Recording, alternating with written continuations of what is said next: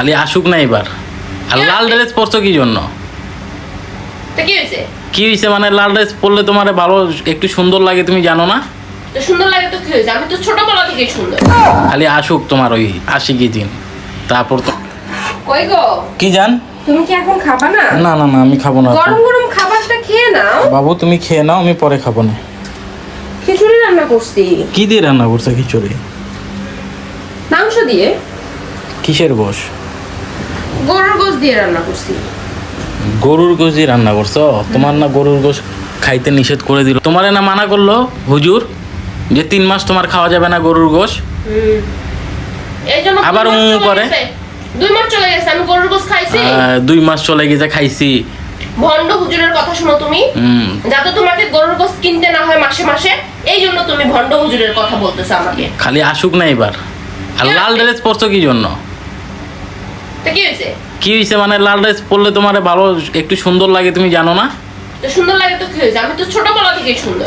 খালি আসুক তোমার ওই আশিকি জিন, তারপর তোমার আশিকি জিন খালি আসুক, বুঝছো? তো তোমার আশিকি জিনকেও দিব, তোমারও দিব বাথরুমের ঝাড়ু দিয়া।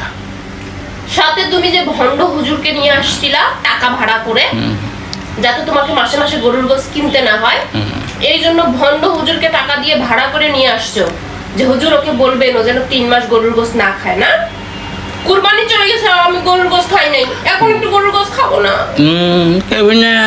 না খাইলে কি হবে? মরে যাবা। কি হইছে? যদি সত্যি আশিকি জিন থাকতো তাহলে এতক্ষণ দৌড়াই চলে আসতো কেন বলো? চলে আসতো।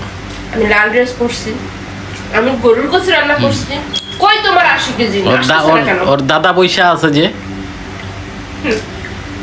সব নাটক কম করো প্রিয়। প্রিয় খালি আসুক, তো তোমারও পিটামো, তোমার আশিকি জিনকেও পিটামো। ভন্ড হুজুর কেউ খাবা?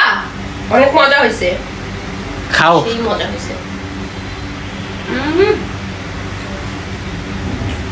অনেকে আমি হয়েছে। কই আমার আশিকি জিন? কই? আসো তাড়াতাড়ি আসো।